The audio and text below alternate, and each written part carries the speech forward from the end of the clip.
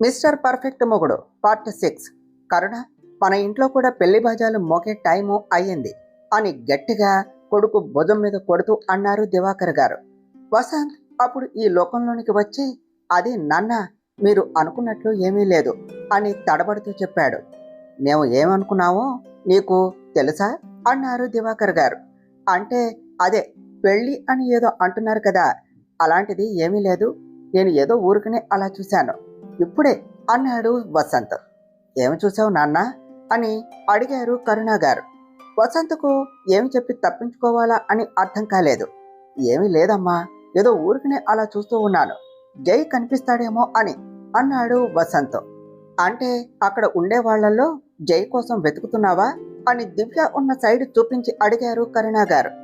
ఇక డైరెక్ట్ గా దొరికిపోయాడు అని, ఇక బుకాయించిన లాభం లేదు అని కొంచెం బయటకు ఎవరు లేని ప్లేస్లోనికి తీసుకుని వెళ్ళి తాను దివ్యాన్ని ఇష్టపడుతున్నట్లు చెప్పాడు వసంత్. అంతే, వెంటనే ఆ అమ్మాయి ఇంట్లో వాళ్ళతో మాట్లాడదాం. నేను కూడా పెళ్లిలో గమనించా, ఎంత బాగా అన్ని పనులు చేస్తూ ఉన్నదో, అందరితో బాగా కలిసిపోయింది అన్నారు కరుణ గారు. అప్పుడే కాదమ్మా, దానికి ఇంకా టైం ఉన్నది అన్నాడు వసంత్. ఇంకెప్పుడు మరి? నీ వాలకం చూస్తూ ఉంటే చెప్పా పెట్టకుండా పెళ్లి చేసుకుని వచ్చేలా ఉన్నావు, ఏమిటి సంగతే అని కనుబొమ్మలు పైకి ఎత్తి అన్నారు కరుణ గారు. మా ముందు తను నన్ను ఇష్టపడాలి, తర్వాత నేను తనకి ప్రపోజ్ చేయాలి, ఆ తర్వాత వాళ్ళ ఇంట్లో వాళ్ళతో మాట్లాడి అప్పుడు చేసుకుంటాను. అంతవరకు మీరు ఏమీ మాట్లాడవద్దు, నా ప్రయత్నాలు నన్ను చేసుకొనివ్వండి అన్నాడు వసంత్. సరే పద పద అని ముగ్గురు కలిసి లోనికి వెళ్లారు. వసంత్ పేరెంట్స్ కింద హాల్లో సెటిల్ అవ్వగా వసంత్ జై రూమ్కు వెళుతూ దివ్యాను ఒకసారి చూసి ఆలోచిస్తూ వెళ్తూ ఉన్నాడు. ఆ రోజు హోటల్లో లెట్ బి ఫ్రెండ్స్ అంటే ఓకే అని బాగా మాట్లాడింది. తర్వాత ఎప్పుడూ కలిసే అవకాశం రాదేమో అని అనుకున్నాను. షాపింగ్ మాల్లో మళ్ళీ కలిసాము, ఎలా అయినా నెంబర్ తీసుకున్నాము అంటే ఆ రోజు తర్వాత జస్ట్ హాయ్ అంటే హాయ్ అని చెప్తూ మాటలు కట్ చేస్తూ వెళుతుంది. కనీసం పెళ్లిలో మాట్లాడదాము అంటే ఆ పని ఈ పని అని తిరుగుతూ ఉన్నది. ఈసారి ఎలా అయినా సరే మధు సిస్టర్ దగ్గర అయినా నంబర్ అడిగి తెలుసుకోవాలి, లేదు అంటే నా ప్రేమ ఇలా నత్తనడక నడుస్తుంది అని అనుకుంటూ జై రూమ్లోనికి వెళ్ళాడు. అప్పటికే జై ల్యాప్టాప్ పట్టుకుని వర్క్ చేస్తూ ఉన్నాడు. రేయ్, నీకు వర్క్ తప్ప ఇంకొకటి పట్టదా? ఇంకొక గంటలో పూజ పెట్టుకొని అన్నాడు వసంత్. ఖాళీగా ఉన్నాను, బోర్ కొడుతుంది, అందుకని వర్క్ చేసుకుంటున్నాను అని చెప్పాడు జై. ఇంట్లో చాలామంది ఉన్నారు, వాళ్లతో మాట్లాడవచ్చు కదా. అసలు అంతమంది కాదు, మధు ఉన్నది కదా, ఇప్పుడు నీ వైఫ్, నువ్వు తనతో మాట్లాడుతూ ఉండవలసింది అన్నాడు వసంత్. ఏమో, వేరే వేరే రూమ్ కదా, మాట్లాడొద్దు అని అలా పెట్టారేమో అని నేను ఏమీ మాట్లాడటం లేదు అన్నాడు జై. కర్మరా బాబు, ఇలా కూడా అనుకుంటారా? అసలు కింద ఏమి జరుగుతుందో తెలుసా అన్నాడు వసంత్. తెలుసు, వ్రతంకు ఏర్పాట్లు అని చెప్పాడు జై. మరి ఆ తర్వాత అన్నాడు వసంత్. ఏముంది, ఇంకా ఏం లేదు అన్నాడు జై. నిజంగా నీకు ఏమీ తెలియదా అని అడిగాడు వసంత్. లేదు, ఇంతకీ ఏమిటి విషయం అన్నాడు జై. ఇవాళ నీకు శోభనం అని చెప్పాడు వసంత్ ఎంతో ఎక్సైట్మెంట్తో. మన జైబాబు నుండి ఓహ్ అని తప్ప పెద్ద రియాక్షన్ ఏమీ రాలేదు. అదేమిటి, మొదటి రాత్రి అని చెప్పినా నువ్వు ఏమీ అనలేదు, నీ ముఖంలో ఆనందం ఏమీ కనిపించడం లేదు అన్నాడు వసంత్. అంటే నువ్వు చెప్పగానే హే అని జంప్ చేసి డాన్స్ చేయాలా అన్నాడు జై. మరీ అంత వెటకారం వద్దులే, కొంచెం టెన్షన్ కానీ లేదా ఎక్సైట్మెంట్ కానీ నీ ముఖంలో లేకుంటే అన్నాడు వసంత్. మనం ఏమీ టీనేజర్స్ కాదు అన్నిటికీ ఓవర్ రియాక్ట్ అవటానికి, ఇది పెళ్ళి అయిన తర్వాత జరిగే మామూలు అంతే అన్నాడు జై. ఆపేసేయ్, నీ మాటలు వింటే నాకు పిచ్చి ఖాయం, పద కిందకు వెళదాం అని జైను లాక్కుని వెళ్ళాడు వసంత్. అందరూ ఒక్కొక్క పని చేయటంతో చకచక పనులు అన్నీ అయిపోవటం, వ్రతం జరగటంతో భోజనాలు అయిపోయాక అందరూ వెళ్ళిపోయారు. కేవలం మధు వాళ్ళ అమ్మ, అత్త, దివ్య, కరుణ గారు మిగిలారు. ఆ రోజు రాత్రికి శోభనం ఏర్పాట్లు చేస్తున్నాము అని చెప్పారు. మధును కావేరి, శారద గారు రెడీ చేస్తూ ఉన్నారు. దివ్య వాళ్లకు కావలసినవి అందించే పనిలో ఉన్నది. అమ్మడు, కొంచెం జాగ్రత్తగా మసులుకోమా, అల్లుడు గారు ఏమైనా ఒక మాట అంటే తిరిగి ఎదురు అనకు అన్నారు శారద గారు. అమ్మ, నువ్వు ఇంకా ఈ కాలంలో కూడా ఇలా చెప్తున్నావా?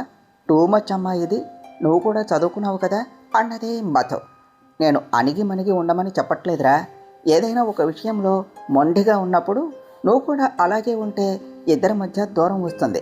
అందుకనే చెప్తున్నా అన్నారు శారదా గారు. అని ఆలోచిస్తూ ఉన్నది మధు. ఏం ఆలోచిస్తున్నావు అన్నారు శారదా గారు. ఇప్పుడే శోభనం అవసరమా అని అనుకోకుండా చెప్పేసింది మధు. దానికి బదులుగా తల మీద 2 మొట్టికాయలు వేయించుకున్నది వాళ్ళ అమ్మతో. దివ్య నోటి మీద చెయ్యి వేసుకొని చూస్తూ ఉన్నది. కావేరి గారు మధు అడిగిన దానికి నవ్వుకున్నారు. అబ్బా, ఏమిటమ్మా అలా కొట్టావు అని తల రుద్దుకున్నది మధు జుట్టు పాడు అవ్వకుండా. కొట్టకుండా ముద్దు పెట్టుకోవాలా? ఇప్పుడు జరిగేది ఏమిటి, నువ్వు అడిగేది ఏమిటి అన్నారు శారదా గారు. ఏదో ఆలోచిస్తూ అలా అన్నానమ్మా, అంతకు మించి ఇంకేమీ లేదు అని చెప్పింది మధు. నీ పిచ్చి పిచ్చి ఆలోచనలతో మైండ్ పాడు చేసుకోకు, మంచిగా నీ కాపురాన్ని మొదలుపెట్టు అన్నారు శారదా గారు. అని అలిగి కూర్చున్నది మధు బొంగమూతి పెట్టుకొని. శారదా గారు ఆ మూతిని ముందుకు లాగుతూ, ఇదిగో ఇలా మూతి పెట్టకు, బుజ్జగించేందుకు నేను మీ నాన్నను కాదు అన్నారు. నా కోడలని ఏమంటున్నారు మీరు అంటూ చేతిలో ఒక బాక్స్ పట్టుకొని అక్కడకు వచ్చారు జానకి గారు. వాళ్ళ అత్తయ్యను చూసి లేచి నిలబడింది మధు. కూర్చో మధు అని కూర్చోపెట్టి బాక్సులో నుండి ఒక చైన్ తీసి మధు మెడలో వేశారు జానకి గారు. ఆల్రెడీ ఇన్ని ఉన్నాయి అత్తయ్య, మళ్ళీ ఈ చైన్ ఎందుకు అన్నదే మధు. ఉండనివ్వు మధు, మాకు ఉన్నది ఒక అబ్బాయి, ఆడపిల్లలు ఎలాగో లేరు. కోడలు అయినా కూతురు అయినా ఇక అన్నీ నువ్వే మాకు. మా సంతోషం కోసం ఉంచు అన్నారు జానకి గారు. సరే అని అలాగే ఆ చైన్ని ఉంచుకున్నదే మధు. అది సైడ్ డాలర్ వచ్చి 3 స్టెప్స్ వచ్చిన చంద్రహారం. చూడగానే నచ్చేసింది మధుకి. జానకి గారు మధు చేతులు పట్టుకొని, మధు, జైకి ఎలాంటి అమ్మాయి వస్తుందో అని చాలా భయపడ్డాను. జై అందరిలాంటి అబ్బాయి అయితే అంత భయం ఉండేది కాదు. కానీ జై అలా కాదు. చిన్న వయసులోనే హాస్టల్లో ఉన్నాడు. మీ మామయ్య గారు తక్కువగా మాట్లాడతారు. ఏదైనా ఉన్నా చెప్పరు, మనసులోనే పెట్టుకుంటారు. అది ప్రేమ అయినా బాధ అయినా. అదే మైండ్ సెట్ జైకు కూడా వచ్చింది. చిన్నతనంలో చాలా చలాకీగా అందరితో బాగా మాట్లాడేవాడు. 10 సంవత్సరాల వయసులోనే హాస్టల్కు వేశారు మీ మామయ్య. ఆయనకు కొడుకు బాగా చదువుకోవాలి, దూరంగా ఉన్నా పర్వాలేదు అని ఎలాంటి చెడు వ్యసనాలు అలవాటు అవ్వకుండా ఎప్పుడూ బుక్స్ పట్టుకుని ఉండేలాగా చేశారు. ఆ రోజు హాస్టల్కు వెళ్ళను అని చాలా ఏడ్చాడు. అదే వాడు ఏడవటం.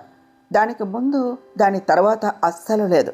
నేను మీ మామయ్య మాట కాదు అని ఏమీ చేయలేకపోయాను. ఆ తర్వాత వాడు మనుషుల్లో కలవటం, మాట్లాడటం చాలా తగ్గించేశాడు. ఏమైనా ఉన్నా కూడా చెప్పడు. మాకు ఉన్న కొద్దిపాటి బంధువులు కూడా వాడికి తెలియదు. ఇదంతా ఇప్పుడు ఎందుకు చెప్తున్నాను అంటే, వాడితో జీవితం పంచుకుంటున్నావు. ఎప్పుడైనా వాడి ప్రవర్తన వల్ల బాధ కలిగినా తల్లిలా కడుపులో పెట్టుకొని సరిచెయ్యి. ఇంకా కావాలి అంటే ఒక దెబ్బ కూడా వేయి, కానీ వాడిని ఎప్పుడూ వదిలి వెళ్ళకు అన్నారు. అత్తయ్య, మీరు మరీ అంతగా చెప్పవలసిన అవసరం లేదు. ఆయనను నేను ఎందుకు వదిలేస్తాను? ఆ ఊహ కూడా మీరు చెయ్యవద్దు. ఆయనను కంటికి రెప్పలా కాచుకునే బాధ్యత నాది అని చెప్పింది మధు. నాకు తెలుసు మధు, కానీ తల్లి మనసు కదా, ఊరుకోలేక చెప్తున్నాను. వాడికి నా మనసారా తల్లి ప్రేమ కూడా పంచలేకపోయాను. ఇప్పుడు పంచుతున్నా అది వాడికి పట్టదు అని కళ్ళ నిండా నీళ్లతో అన్నారు జానకి గారు. అయ్యో వదిన గారు, మీరు ఏమిటి ఇలా కంటతడి పెడుతున్నారు అంటూ శారదా గారు జానకి గారి కన్నీళ్లు తుడిచారు. జానకి గారి బాధ చూసే అక్కడ ఉన్న వాళ్లకు కళ్ళల్లో నీళ్లు తిరిగాయి.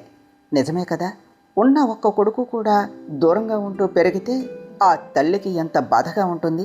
మీరు బాధపడకండి అత్తయ్య, ఆయనను నేను జాగ్రత్తగా చూసుకుంటారు, మీరు నిశ్చింతగా ఉండండి అన్నదే మధు.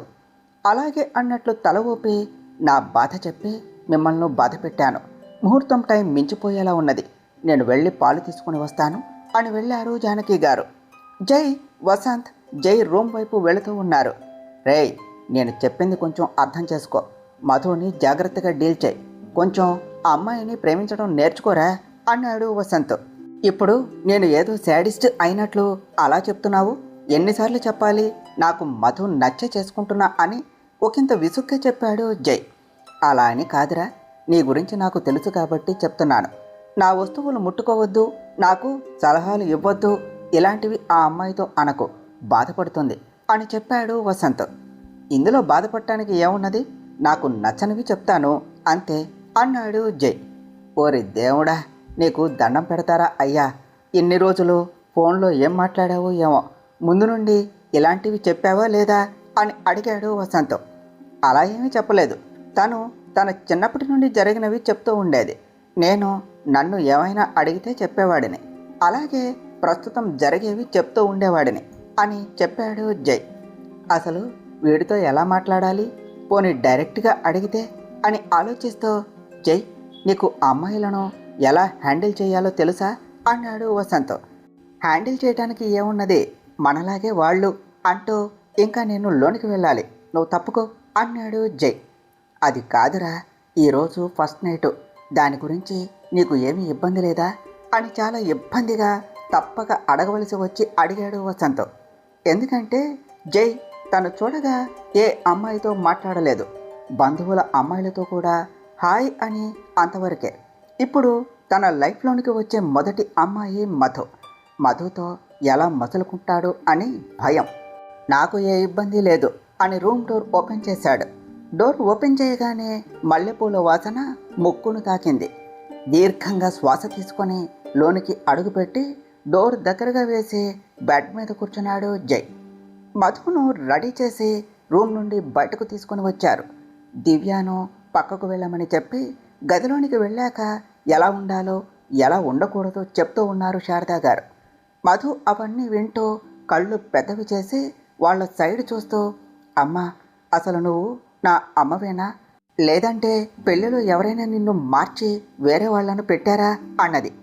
ఇలాంటివే తగ్గించుకొని చెప్పింది వినటం నేర్చుకో అన్నారు శారదా గారు. ఏంటి ఇలాంటివా, ఏ తల్లైన కూతురుతో ఇలాంటివి మాట్లాడుతుందా అన్నది మధు. చెప్పాలి, సహజంగా ఏ ఆడపిల్లకైనా తొలి రాత్రి అంటే భయంగానే ఉంటుంది, అందుకనే పెద్దవాళ్ళు కొన్ని సలహాలు ఇస్తారు, మీకు ఇవి చాదస్తంగా ఉంటాయి అన్నారు శారదా గారు. అయినా వదిన, ఈ కాలం పిల్లలకు ఒకరు చెప్పవలసిన పని లేదేమోలే, వాళ్లకు అన్నింటి మీద ఒక అవగాహన ఉండే ఉంటుంది అన్నారు కావేరి గారు. ఉన్నప్పటికీ మనం చెప్పవలసింది చెప్పాలి కావేరి. చూడు మధు, మరీ ఎక్కువ చెప్తున్నాం అని అనుకోకు, అబ్బాయి చూస్తే కొంచెం అమాయకుల్లాగా ఉన్నాడు, నీ గడుసుతనంతో బెదరకొట్టకు. అయినా ఈరోజే మీరు ఇష్టం లేకపోయినా మీ జీవితాన్ని మొదలు పెట్టాలి అని కాదు, మీ ఇద్దరు ఒకరిని ఒకరు తెలుసుకోవటం కోసం ఈ కార్యక్రమం అంతే అన్నారు శారదా గారు. ఏమిటి వదిన, మీ మాటలతో నా కోడల్ని బెదరకొడుతున్నారు అంటూ అక్కడకు చేతిలో పాల గ్లాస్ తీసుకుని వచ్చారు జానకి గారు. చూడండి అత్తయ్య, చిన్నపిల్ల అని కూడా లేకుండా అనవసరంగా నాకు క్లాస్ తీసుకుంటుంది, అమ్మ ఎప్పుడు ఇంతే అంటూ వాళ్ళ అమ్మ మీద కంప్లైంట్ చెప్పింది మధు. చూసారా వదిన, ఇది చిన్నపిల్ల ఆట, ఇలా మాటలతోనే మాయ చేస్తుంది, నేను మంచిగా చెప్తూ ఉంటే మీకే నా మీద చెప్తుంది అన్నారు శారదా గారు. పోన్లే వదిన, మధు బంగారం, అమ్మ చెప్పింది పట్టించుకోకు, నీకు నచ్చింది నువ్వు చెయ్యి అన్నారు జానకి గారు. వదిన, మీరు ఇలా గారాబం చేస్తే అది మీ నెత్తినెక్కి కూర్చుంటుంది అన్నారు శారదా గారు. అని మూతి తిప్పింది మధు. ఇది ఒక్కటే బాగా తెలుసు అన్నారు శారదా గారు. ఆ మాటతో ముగ్గురు నవ్వారు. మధు, ఈ గ్లాస్ తీసుకో, టైము దాటిపోతుంది, లోనికి పద అని తీసుకుని వెళ్ళారు. జానకి గారు, కావేరి గారు, శారదా గారు మధుని రూమ్లోనికి పంపి వెళ్ళిపోయారు. మధు మెల్లగా డోర్ క్లోజ్ చేసి వెనక్కు తిరిగి చూసింది. జై ఆల్రెడీ మంచం మీద తన కోసం ఎదురు చూస్తూ ఉన్నాడు. జైని చూడగానే మనసులో సంతోషం, భయం, కంగారు, బిడియం ఇలా ఒక్కొక్కటి ఏకధాటిగా వస్తూ ఉన్నాయి. పెళ్ళైన తర్వాత ఇదే వాళ్ళు మొదటిసారిగా ఏకాంతంగా ఉండటం. జై చూడటానికి చుక్కల్లో చంద్రుడిలా చాలా ముద్దుగా ఉన్నాడు. వెంటనే ముద్దు పెట్టుకోవాలి అని అనిపించింది. ఆ వెంటనే తన ఆలోచనకు తానే సిగ్గుపడింది. అడుగులో అడుగు వేసుకుంటూ మంచం మీద కూర్చొని ఉన్న జై దగ్గరకు వెళ్ళి పాల గ్లాస్ ఇచ్చింది మధు. రాత్రిపూట పాలు తాగే అలవాటు నాకు లేదు మధులిత అని చెప్పాడు జై. అంటే మనకి శోభనం అని ఇచ్చి పంపించారు అన్నది మధు. సరే అని గ్లాస్ తీసుకొని మొత్తం తాగేసి గ్లాస్ పక్కన పెట్టాడు జై. రెప్పపాటులో జరిగిన దానిని నోరు తెరుచుకొని చూస్తూ ఉండిపోయింది మధు. అదేమిటి ఇంకా అలాగే నిలబడ్డావు, వచ్చి కూర్చో అని జై అనటంతో అప్పుడు తేరుకొని, అదేమిటి అన్ని పాలు మీరే త్రాగేశారు, నాకు హాఫ్ ఉంచకుండా అని అడిగింది మధు. అవునా, నాకు తెలియదు. నువ్వు కూడా చెప్పలేదు కదా. గ్లాస్ నాకిస్తే అన్నీ నాకే అని అనుకున్నాను. నీకు హాఫ్ ఉంచాలి అని ఎందుకు అనుకుంటాను అన్నాడు జై. మధుకి ఎలా చెప్పాలో అర్థం కాలేదు. మరీ తెలియకుండా ఉంటుందా? అంత అమాయకుడా? కానీ తను మాట్లాడేటప్పుడు వింటే చాలా తెలివైన వాడిలా ఉంటారు అని అనుకున్నది. తన తలను దేనికైనా బాదుకోవాలి అని అనిపించింది జై అడుగుతూ ఉంటే. ఈరోజు రాత్రి ఇక కాలరాత్రి అని ఫిక్స్ అయిపోయింది. మొదటి రాత్రి కాబట్టి జీవితాన్ని ఇద్దరం ఒకరికి ఒకరుగా కలిసి ఉంటూ అన్నిట్లో సగభాగంగా పంచుకోవాలి అనే ఉద్దేశంతో మన జీవితం మొదలుపెట్టే తొలి రాత్రి ఇలా పాలతో మొదలు పెట్టమని ఇస్తారు అని చెప్పింది మధు. ఓహ్, దేనిలో అంత అర్థం ఉంది అని నాకు తెలియదు. అయినా పాలు తాగి పంచుకుంటేనే మిగతావి అన్నీ పంచుకుంటామా అన్నాడు జై. అది ఒక శుభ ప్రారంభంలా చూస్తారు కృష్ణ గారు. అలా ఒక్కడే తాగేయటం కొంచెం బాధగా అనిపించి డల్గా చెప్పింది మధు. సరే, ఇంకా అక్కడే నిలబడి ఉన్నావు, వచ్చి కూర్చో అని చేయి పట్టి లాగి తానే కూర్చోపెట్టాడు. జై చేయి పట్టుకునేసరికి మధు ఒళ్ళంతా ఒక్కసారిగా కరెంటు పాస్ అయినట్లు జిమ్ అని లాగింది. హార్ట్ బీట్ ఒక్కసారిగా రైజ్ అయ్యింది. అదురుతో ఉన్న గుండెతో బెడ్ మీద కూర్చున్నది. ఇద్దరూ అలానే కూర్చొని ఉన్నారు ఒక్క 2 నిమిషముల వరకు. మధు తన ఆలోచనలో తను ఉన్నది.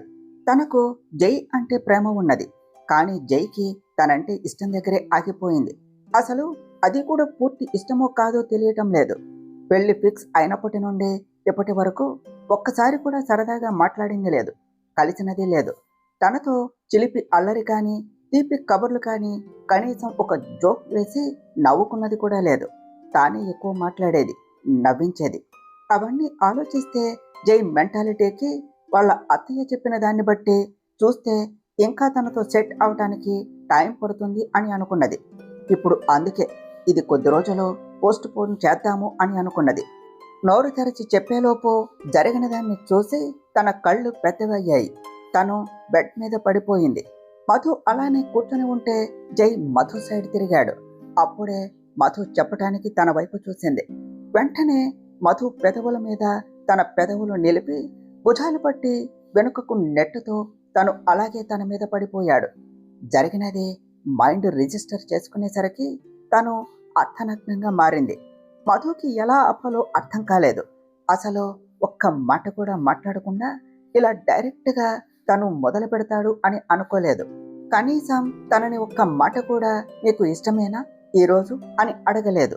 తనకు ఇష్టమే, కానీ ఇలా ఏమాత్రం అడగకుండా అస్సలు తన మనసేమిటో తెలియకుండా వాళ్ళ జీవితంలో ఎంతో ముఖ్యమైన అందమైన రాత్రి ఇలా అవటం తట్టుకోలేకపోయింది. ఆ సమయంలోనే తన నోట్ల నుండి మెల్లిగా అమ్మా అన్న అరుపు వినిపించింది. తన అరుపు విని జై మరీ ఎక్కువ నొప్పిగా ఉన్నదా, ఆపేనా అని అన్నాడు. తల అడ్డంగా లేదు అని ఊపటంతో మళ్ళీ కొనసాగించాడు. తను మొదలు పెట్టక ముందు అయితే వద్దు అని చెప్పేది, కానీ మధ్యలో వద్దు అని ఎలా చెప్తుంది? తన శరీరం నుండి వచ్చిన నొప్పి కంటే తన మనసులో కలిగిన నొప్పి చాలా ఎక్కువగా ఉన్నది. కొద్ది సమయం తర్వాత తన మీద నుండి లేచి వాష్రూమ్లోనికి వెళ్ళాడు. మధు అలానే పడుకుని ఉన్నది. తను ఆలోచిస్తూ ఉన్నది ఇది ఎలా అర్థం చేసుకోవాలో. కానీ అంతలోనే మళ్ళీ వాళ్ళ అత్తయ్య చెప్పిన మాటలు గుర్తుకు వచ్చాయి. కొన్ని రోజులు తను ఎలా ఉంటాడో, తన ఇష్టాలు అయిష్టాలు తెలుసుకుని అప్పుడు ఎలా ఉండాలో డిసైడ్ అవుదాం అని ఫిక్స్ అయ్యింది. బాత్రూమ్ డోర్ ఓపెన్ చేసిన సౌండ్ రావటంతో తల తిప్పి చూసింది. జై నేరుగా వచ్చి నీళ్లు తాగి పడుకున్నాడు. మధు మెల్లిగా లేచి తను కూడా వాష్రూమ్ వెళ్ళి వచ్చి పడుకున్నది. కళ్ళు మూసినా కూడా నిద్ర రాకపోవటంతో అలానే ఆలోచిస్తూ పడుకున్నది. మధుని రూమ్లోనికి పంపిన తర్వాత ఎవరి రూమ్లోనికి వాళ్ళు వెళ్ళిపోయారు. కావేరి శారదా గారు ఒకే రూమ్లో పడుకున్నారు. దివ్య అంతకుముందు తను మధు కలిసి ఉన్న రూమ్లోనికి వచ్చింది. కానీ నిద్ర రాక అలా బయట గార్డెన్లోనికి వెళదాం అని బయటకు వచ్చింది. ఆ గార్డెన్ సైడ్ వసంత్ కాల్ మాట్లాడుతూ ఉన్నాడు. దివ్య గార్డెన్లోనికి వచ్చి ఆ మొక్కలను చూస్తూ ఉన్నది. గార్డెన్ దగ్గర లైట్స్ వేసి ఉండటం వల్ల ఆ లైటింగ్కు మొక్కలకు పూసిన పువ్వులు చాలా అందంగా కనిపిస్తూ ఉన్నాయి. చిన్న చిన్న మొక్కలు, పక్కన 2 వైపులా మల్లెపూల చెట్లు పైకి పాదుకుని ఉన్నాయి. కానీ ఇంకా పువ్వులు పూయలేదు. వాటికి కొంచెం ముందుగా చైర్స్ వేసి ఉన్నాయి, కూర్చోవటానికి వీలుగా. వాటిని చూస్తూ అటు ఇటు నడుస్తూ ఉన్నది. వసంత్ కాల్ అయిపోవటంతో తిరిగి ఇంట్లోనికి వస్తూ అక్కడే ఉన్న దివ్యను చూసి ఆశ్చర్యపోయాడు. హాయ్ అని పలకరించగా అటు తిరిగి ఉన్న దివ్య ఇటు తిరిగి వసంత్ను చూసి షాక్ అయ్యింది. మళ్ళీ తేరుకొని మీరేమిటి ఇక్కడ ఈ టైంలో అని అనుమానంగా అడిగింది. ఒకవేళ తనని చూసి వచ్చాడేమో అని. అది నేను అడగాలి మిమ్మల్ని. నేను ఇక్కడే కాల్ మాట్లాడుతూ ఉన్నాను అరగంట నుండి అన్నాడు వసంత్. నిద్ర పట్టక ఇలా వచ్చాను అని పక్కకు వెళ్ళబోయింది దివ్య. అరెరే ఏమిటండి, నేను మాట్లాడుతూ ఉంటే వెళ్ళిపోతున్నారు అన్నాడు వసంత్. మీతో ఏమి మాటలు ఉంటాయండి, అందుకనే వెళ్తున్నా అని చెప్పింది దివ్య. మాట్లాడాలి అనుకుంటే చాలా ఉంటాయి. ఇంతకీ మీరు వర్క్ చేసే కంపెనీ ఏది అంటూ ఏదో నోటికి వచ్చింది అడిగాడు వసంత్. మీకు తెలియదా అన్నట్లు ఎక్స్ప్రెషన్ ఇచ్చింది దివ్య. ఎందుకంటే దివ్య మధు ఒకే ఆఫీస్ కదా. అయ్యో అని నాలుక ఖర్చుకొని మర్చిపోయాను, సారీ అన్నాడు వసంత్. ఇట్స్ ఓకే అని అక్కడే నడుస్తూ ఉన్నది దివ్య. వసంత్ కూడా దివ్య పక్కనే 3 అడుగుల దూరంలో నడుస్తూ ఉన్నాడు. ఆ రోజు షాపింగ్కు వెళ్ళిన రోజు బాగా మాట్లాడారు కదండి, మళ్ళీ అసలు మాట్లాడటమే లేదు, పిలిచినా కూడా అని మనసులోని ప్రశ్నను అడిగాడు వసంత్. ఏమని చెప్తోంది తను? వసంత్ తనతో ఆ రోజు మామూలుగా మాట్లాడినా కూడా మాట్లాడేటప్పుడు యాక్సైట్ అవటం, కళ్ళలో మెరుపు చూస్తూనే ఉన్నది. అందుకే తానే దూరంగా ఉండాలి అని అనుకుంటోంది. తన అమ్మ నాన్నకు ఇలాంటివి పడవు. వాళ్ళు తనని పట్టించుకోకపోయినా పరువు అంటే ప్రాణం ఇస్తారు. అందుకనే మొగ్గలోని తన ఇష్టాన్ని తీసేయాలి అని తనే ఇంట్రెస్ట్ లేనట్టు పిలిస్తే పలకకుండా ఉంటుంది. అప్పుడు డైరెక్ట్గా అడిగితే ఏం చెప్పాలో తెలియలేదు. తన పర్సనల్ విషయాలు ఒక్క మధు దగ్గర తప్ప ఎక్కడ చెప్పదు. ఏమిటండి అడిగితే ఆలోచిస్తూ ఉన్నారు అని వసంత్ అడగటంతో అదేమీ లేదండి, నాకు కొత్త వాళ్లతో కలవటం పెద్దగా ఇష్టం ఉండదు అని చెప్పి లోనికి వెళ్ళిపోయింది దివ్య. ఎలా అయినా నీ ప్రేమ నేను గెలుచుకుంటాను అని తను కూడా కారు తీసుకుని వాళ్ళ ఇంటికి వెళ్ళిపోయాడు వసంత్. దివ్య కూడా రూమ్లోనికి వెళ్ళిన తర్వాత బెడ్ మీద పడుకుని ఆలోచిస్తూ ఉన్నది. వీలైనంత త్వరగా ఇక్కడ నుండి వెళ్ళిపోవాలి, లేదంటే వసంత్ నన్ను కలుస్తూ నా మీద ఇంకా హోప్స్ పెట్టుకుంటారు. నా జీవితమే నా చేతిలో లేనప్పుడు ఇక వేరే వాళ్లను ఎలా మన జీవితంలోనికి రాణిస్తాము అని అప్పుడప్పుడు వసంత్ మీద కలుగుతూ ఉన్న ఇష్టాన్ని పక్కకు తప్పించి కళ్ళు మూసుకొని పడుకున్నది. వేకువ జామున తన మీద ఏదో బరువుగా అనిపించగా మెలకు వచ్చింది మధుకి. తల పక్కకు తిరిగి చూడగా జై తన మీదుగా వాలి హక్ చేసుకున్నట్లు పడుకున్నాడు. నిద్రలో చేశాడేమో అని అనుకుని మధు జై వైపు చూడగా జై కళ్ళు మూసుకొని తన మీదకు చేరాడు. ఈసారి మధుకి అర్థమైంది అలా చేయగానే. జై మెల్లిగా తన పని మొదలు పెట్టగా ఈసారి మధుకు కూడా తన మనసు శరీరం రెండూ సహకరించటంతో తీయని అనుభూతిని పొందింది. కొద్దిసేపటకు జై అలసిపోయి అటు తిరిగి పడుకుని నిద్రపోయాడు. తనతో సంగమం తర్వాత కనీసం తాకకుండా పడుకున్న జైని చూస్తూ నిద్రపోయింది. ఉదయం 7:30 అవుతూ ఉండగా సడన్ గా మెలకువ వచ్చింది. పక్కనే ఉన్న ఫోన్ తీసుకుని అమ్మో 7 దాటింది, నేను ఇంతసేపు పడుకున్నా అని అమ్మకు తెలిస్తే చంపేస్తుంది అని వెంటనే స్నానానికి వెళ్ళింది మధు. దివ్య ఉదయాన్నే లేచి బట్టలు బ్యాగ్లో సర్దుకుని స్నానం చేసి రెడీ అయ్యి బయటకు వచ్చింది. మధు ఏమైనా లేచిందేమో అని. అప్పటికి శేఖర్ గారు పూజ చేసుకుని హాల్లో కూర్చొని పేపర్ చూస్తూ ఉన్నారు. ఆయన్ను చూశాక అక్కడకు వెళ్ళటానికి కొంచెం మొహమాటంగా అనిపించి మళ్ళీ లోనికి వెళ్ళింది. ఇంకో 15 నిమిషముల తర్వాత మళ్ళీ బయటకు వచ్చింది. అప్పుడే జానకి గారు టీ కప్స్ కిచెన్లోనికి తీసుకుని వెళ్తూ కనిపించారు. ఆంటీ అంటూ పిలుస్తూ వెళ్ళింది దివ్య. జానకి గారు దివ్యాని చూసి నవ్వుతూ, అరే ఇంత పొద్దున్నే రెడీ అయ్యావే, ఉండు నీకోసం కాఫీ తీసుకుని వస్తాను అని అన్నారు. అయ్యో అదేమీ వద్దాంటీ, నేను ఇక నా రూమ్కి వెళ్తాను అని చెప్పింది దివ్య. అప్పుడేనా, ఎందుకు అంత తొందర, ఇక్కడ నీకు ఏమైనా ఇబ్బంది ఉన్నదా అని అడిగారు జానకి గారు. ఇబ్బంది ఏమీ లేదాంటీ, నేను తక్కువ లీవ్స్ పెట్టుకున్నాను, ఇవాళ ఆఫీస్కు వెళ్ళాలి అని చెప్పింది దివ్య. అలాగా, సరే అయితే టిఫిన్ తిని మధు వచ్చాక చెప్పేసి వెళ్ళు అన్నారు జానకి గారు. అంత టైం లేదంటే అక్కడ రూమ్లో ఇంపార్టెంట్ ఫైల్స్ ఉన్నాయి, తీసుకుని వెళ్ళాలి, ఇంకొక రోజు తప్పకుండా వస్తాను, మధుకి నేను కాల్ చేసి చెప్తాను అన్నది దివ్య. సరే నీ ఇష్టం, కానీ నీకు ఎప్పుడు రావాలి అని ఉంటే అప్పుడు రా, చెప్పా కదా, ఇది కూడా నీ ఇల్లే అని అంటూ దివ్య బుగ్గ నిమురుతూ అన్నారు జానకి గారు. ఆవిడ చూపిస్తున్న అభిమానానికి కళ్ళల్లో నీళ్లు తిరిగాయి దివ్యకు. వెంటనే ఆవిడను హత్తుకొని చాలా థ్యాంక్స్ ఆంటీ అని చెప్పింది. జానకి గారు దివ్య తల నిమురుతూ సరే వెళ్ళి రెడీ అయ్యిరా, నేను డ్రైవర్కు కార్ రెడీ చేయమని చెప్తాను అని అన్నారు. వద్దాంటీ, నేను క్యాబ్ బుక్ చేసుకుంటాను అని చెప్పింది దివ్య. అదేమీ కుదరదు, నేను చెప్పి పెడతాను, నువ్వు దానిలో వెళ్తున్నావు అంతే అన్నారు జానకి గారు. ఇక ఆవిడ అంతగా చెప్పాక కాదు అనలేదు. సరే అని తల ఊపి బ్యాగ్ తెచ్చుకోవటానికి వెళ్ళింది దివ్య. జానకి గారు కిచెన్లోనికి వెళ్ళి కప్స్ పెట్టి వచ్చేసరికి దివ్య హాల్లో వెయిట్ చేస్తూ ఉన్నది.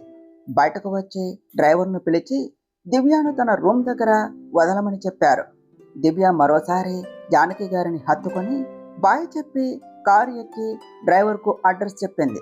కారు వెళ్ళిపోవటంతో జానకి గారు గార్డెన్లోనికి వెళ్ళి చెట్లకు వాటర్ స్ప్రింక్లర్స్ ఆన్ చేసి లోనికి దారి తీశారు. మధు గబగబా స్నానం చేసి చీర కట్టుకొని బొట్టు పెట్టుకొని పాపిట కుంకుమ పెట్టుకొని తలకు అలాగే టవల్ కట్టుకొని కిందకు వెళ్ళింది. సరాసరి కిచెన్లోనికి వెళ్ళి చూడగా అక్కడ వాళ్ళ అత్తయ్య లేదు. పని అమ్మాయి గిన్నెలు కడుగుతూ ఉన్నది. అత్తయ్య లేదేమిటి అని కిచెన్ నుంచి బయటకు వచ్చి హాల్లోనికి రాగా బయట నుండి వస్తూ కనిపించారు జానకి గారు. ఆవిడకు ఎదురుగా వెళ్ళి సారీ అత్తయ్య, లేటుగా లేచాను, మెలకువ రాలేదు, రేపటి నుండి త్వరగా లేస్తాను అని చెప్పింది. అయ్యో పిచ్చి పిల్ల, ఇప్పుడు నిన్ను ఎవరడిగారు? ఇంత పొద్దున్నే లేవటానికి చేయవలసిన పనులు ఏమీ లేవు, వంట ఒకటే ఉన్నది అన్నారు జానకి గారు. కానీ అత్తయ్య, పనులు లేకపోయినా పొద్దున్నే లేవాలి అని మా అమ్మ చెప్పింది. నాకు పొద్దున్నే మెలకువ రాదు, రోజు మీరు లేపుతారా అని అమాయకంగా అడిగింది మధు. అయ్యో అని సరే అది వదిలి, రాత్రి అంతా బాగానే జరిగింది కదా అని అడిగారు జానకి గారు కోడలి ముఖం చూస్తూ. అలా అడగగానే ముందు కొంచెం బాధగా అనిపించినా దానిని కనిపించనివ్వకుండా చిన్న నవ్వు నవ్వి తల ఊపింది మధు. చాలా సంతోషంగా ఉన్నది. ఎక్కడ జై నిన్ను దూరం పెడతాడో అని భయపడ్డాను తన ప్రవర్తన వల్ల అన్నారు జానకి గారు. అలాంటిదేమీ లేదు అత్తయ్య అని చెప్పింది మధు. సరే పద, టీ పెడతాను, తాగేసి వంట మొదలు పెడదాం అన్నారు జానకి గారు. అత్తయ్య అని గారంగా పిలిచింది మధు. ఏమిటి అని అడిగారు జానకి గారు. నాకు అన్ని వంటలు రావు, కొన్ని మాత్రమే వచ్చు అని చెప్పింది మధు. ఎవరికైనా అన్నీ ముందే రావు, నేర్చుకుంటే అవే వస్తాయి, ఏమీ కాదు పద అన్నారు జానకి గారు. తన వెనకే వెళ్ళింది మధు. మధు వెళ్ళాక కొద్దిసేపటికి లేచిన జై ఇవాళ ఏమిటి ఎంతసేపు పడుకున్నాను అని అనుకుంటూ లేచి బనియన్ అండ్ షార్ట్తో బాల్కనీలో ఉన్న జిమ్ ఏరియాకు వెళ్ళి అక్కడ తన కసరత్తులు మొదలుపెట్టాడు. 1 గంట బాగా కష్టపడి టవల్తో బాడీని తుడుచుకుంటూ కిందకు వెళ్ళి నేరుగా కిచెన్లోనికి వెళ్ళాడు. జానకి గారు వంట చేస్తూ ఉంటే దానికి అవసరమైన కూరగాయలు కట్ చేస్తూ ఉన్నది మధు. జై వాళ్ళ వైపు ఒక్కసారి చూసి అక్కడే ఉన్న ప్రోటీన్ పౌడర్ను బాటిల్లో వేసుకుంటూ ఉన్నాడు. ఆ అలికిడికి వెనక్కు తిరిగి చూసిన మధు అక్కడ జైని చూసి నోరు కళ్ళు రెండు వదిలేసింది. కట్ బనియన్ అండ్ షార్ట్తో తెల్లగా మెరిసిపోయే శరీరంతో అక్కడక్కడ ఉన్న చెమట చుక్కలు మెరుస్తూ ఉంటే చూడటానికి 2 కళ్ళు సరిపోవటం లేదు మధుకు. బాటిల్లో వాటర్ వేసుకొని షేక్ చేస్తూ పక్కకు చూశాడు జై. మధు తనని చూస్తూ ఉండటంతో చిన్న స్మైల్ ఇచ్చి గుడ్ మార్నింగ్ అని అన్నాడు. మధు అప్పుడు తేరుకుని గుడ్ మార్నింగ్ అంటూ సిగ్గుపడుతూ పక్కకు తల తిప్పేసింది. జై గొంతు విని జానకి గారు కూడా తిరిగి గుడ్ మార్నింగ్ నాన్న, తొందరగా రెడీ అయితే టిఫిన్ తినవచ్చు అని అన్నారు. అలాగే అమ్మా అని ప్రోటీన్ తాగేసి అక్కడి నుండి వెళ్ళిపోయాడు జై. మధుకి ఇంకా జైనే కళ్ళ ముందు మెదులుతూ ఉన్నాడు. అదే ఊహల్లో ఉంటూ మిర్చి ఎంత కట్ చేస్తూ ఉందో చూసుకోలేదు. ఏయ్ మధు, మిర్చి అన్నెందుకు కట్ చేస్తున్నావు అన్నారు జానకి గారు. మధు వెంటనే ఈ లోకంలోనికి వచ్చి అయ్యో చూసుకోలేదు అత్తయ్య, అయినా ఇవి సరిపోతాయి కదా అని కట్ చేసిన 5 మిర్చీలను చూసి చెప్పింది. ఒక్కటి చాలు, ఇన్ని అవసరం లేదు అన్నారు జానకి గారు. సరిపోవు అత్తయ్య, మా అమ్మ ఇన్ని వేస్తుంది అని చెప్పింది మధు. కానీ మన ఇంట్లో సరిపోతాయి, ఎందుకు అంటే మీ ఆయన మా ఆయన కారం తక్కువ తింటారు అన్నారు జానకి గారు. కళ్ళు 2 బయటకు పొడుచుకొని వచ్చేలా చూసింది మధు. అంటే అస్సలు కారం తినరా అని అడిగింది. అస్సలా చిన్నపిల్లలకి వేసే అంత వేయవలసి వస్తుంది, లేదు అంటే తినరు అని చెప్పారు జానకి గారు. మధుకు వెంటనే ఆ రోజు హోటల్లో తిన్నది గుర్తుకు వచ్చి, లేదత్తయ్య, ఆయన తింటారు, నేను చూశాను అని చెప్పింది. జానకి గారు నడుం మీద చేతులు వేసుకొని, నీకు తెలుసా, నాకు తెలుసా అన్నట్లు చూశారు. అది అర్థమయ్యి హిహిహి అంటే, హోటల్లో తిన్నాడు మనం షాపింగ్కి వెళ్ళినప్పుడు అని చెప్పింది మధు. బయటకు వెళ్ళినప్పుడు అలాగే తింటాడు, కారం ఉన్నా పట్టించుకోడు, ఇంట్లో కారం వేస్తే అస్సలు ఒప్పుకోరు అన్నారు జానకి గారు. ఓహో అని కట్ చేసినవి పక్కన పెట్టేసి, అవును, ఇంతసేపు అయినా దివ్య బయటకు రాలేదేమిటి అని అనుకుంటూ, ఇప్పుడే వస్తాను అత్తయ్య అని రూమ్ దగ్గరకు వెళ్ళి చూసింది. అక్కడ దివ్య లేకపోయేసరికి మళ్ళీ కిచెన్లోనికి వచ్చి, అత్తయ్య, దివ్య ఎక్కడ ఉంది, కనిపించటం లేదు అని అడిగింది మధు. అదా, చెప్పటం మర్చిపోయా, దివ్య తన రూమ్కు వెళ్ళిపోయింది అని చెప్పారు జానకి గారు. అదేమిటి, కనీసం నాకు చెప్పకుండా వెళ్ళింది అన్నది మధు. నువ్వు నిద్రపోతూ ఉంటావు అని డిస్టర్బ్ చేయటం ఇష్టం లేక వద్దు అని చెప్పింది అన్నారు జానకి గారు. అదేమిటి, అప్పుడే వెళ్ళిపోయింది అంటూ, మరి నేను వచ్చి చాలా టైం అయింది కదా అత్తయ్య, ఎప్పుడు వెళ్ళింది అని అడిగింది మధు. పొద్దున్నే వెళ్ళింది, నువ్వు కిందకు వచ్చే ముందే అని చెప్పారు జానకి గారు. మరీ అంత పొద్దున్నేనా, కనీసం టిఫిన్ కూడా చేయకుండా అన్నది మధు. నేను కూడా అదే అన్నాను మధు, కానీ ఆఫీస్ వర్క్ ఉంది అని వెళ్ళిపోయింది అన్నారు జానకి గారు. అవునా అంటూ డల్ అయ్యి, అయినా రేపు కదా ఆఫీస్కు వెళ్తాను అని చెప్పింది, మరీ ముందే ఎందుకు వెళ్ళింది అని ఆలోచిస్తూ తరువాత కాల్ చేద్దాం అని అక్కడితో వదిలేసింది మధు. టిఫిన్ టైం అవటంతో జై, శేఖర్ గారు కిందకు వచ్చారు. మధు వడ్డిస్తాను అని చెప్పి తానే పెట్టింది. నువ్వు కూడా కూర్చో మధు అంటూ జానకి గారు కూర్చుంటూ అడిగారు. మీరు తిన్న తర్వాత తింటాను అత్తయ్య అని చెప్పింది మధు. అలాంటివేమీ వద్దు, అందరం కలిసే తిందాంరా అంటూ చేయి పట్టి లాగి చైర్లో కూర్చోబెట్టారు జానకి గారు. మీరు ఇవాళ సాయంత్రం మధు వాళ్ళ ఊరికి వెళ్ళాలి అని జైని ఉద్దేశించి చెప్పారు శేఖర్ గారు. మధు ముఖం వెలిగిపోయింది ఊరికి అనేసరికి. అంతే కదా, పెళ్ళి అయ్యి ఒక్కరోజు అయినా కూడా పుట్టిల్లు అంటే ఏ అమ్మాయికైనా అలాగే ఉంటుంది. ఎందుకు నాన్న అన్నాడు జై రెండో రాత్రి నిద్ర చేయడానికి. అలాగే 2 జతల బట్టలు పెట్టుకోండి, ఎల్లుండి వచ్చేయాలి కదా అన్నారు శేఖర్ గారు. అలాగే అన్నట్లు తల ఊపి టిఫిన్ తిని రూమ్లోకి వెళ్ళిపోయాడు జై. అదేంటి అప్పుడే వెళ్ళిపోయాడు అని అనుకుని తను తిని అన్నీ సర్దేసింది మధు. ఆ తర్వాత కొద్దిసేపు వాళ్ళ అత్తయ్యతో మాట్లాడుతూ వాళ్ళ అమ్మతో మాట్లాడుతూ టైం గడిపేసింది. జై రూమ్లో కూర్చుని వర్క్ చేసుకుంటూ ఉంటే డిస్టర్బ్ చేయలేదు. మధ్యాహ్నం లంచ్ చేశాక నిద్ర వస్తుంది అని వెళ్ళి బెడ్ మీద పడి నిద్రపోయింది. జై బయటికి వెళ్ళాడు. సాయంత్రం 4 అవుతుండగా లేచి స్నానం చేసి రెడీ అయ్యి బ్యాగ్ సర్ది జై కోసం చూస్తూ ఉంది. తన బ్యాగ్ సర్ది పెట్టాలని ఉంది, కానీ అక్కడ ఒక బ్యాగ్ కనిపిస్తే చూడగా ఆల్రెడీ సర్ది ఉంచాడు అని అర్థమయ్యింది మధుకి. ఇంకో అరగంటకి కిందకు వచ్చి వాళ్ళ అత్తమామలకి వెళ్ళి వస్తామని చెప్పింది. 1 నిమిషం అని నిన్న తెచ్చిన పువ్వులు ఉంటే తీసి తలలో పెట్టారు జానకి గారు. చిన్నగా నవ్వి థ్యాంక్స్ అత్తయ్య అని హగ్ చేసుకుని ఆవిడికి బాయ్ చెప్పి కారు ఎక్కింది మధు. ఇద్దరు మధు వాళ్ళ ఇంటికి స్టార్ట్ అయ్యారు. తరువాత ఏమి జరిగిందో నెక్స్ట్ పార్ట్లో తెలుసుకుందాం ఫ్రెండ్స్. డియర్ ఫ్రెండ్స్, మీకు గనుక ఈ కథ నచ్చినట్లయితే మీ అభిప్రాయాలను కామెంట్ల రూపంలో తెలియచేయండి. ఈ వీడియోని లైక్ చేయండి, షేర్ చేయండి, మా ఛానల్ని సబ్స్క్రైబ్ చేసుకోండి ఫ్రెండ్స్. Thank you.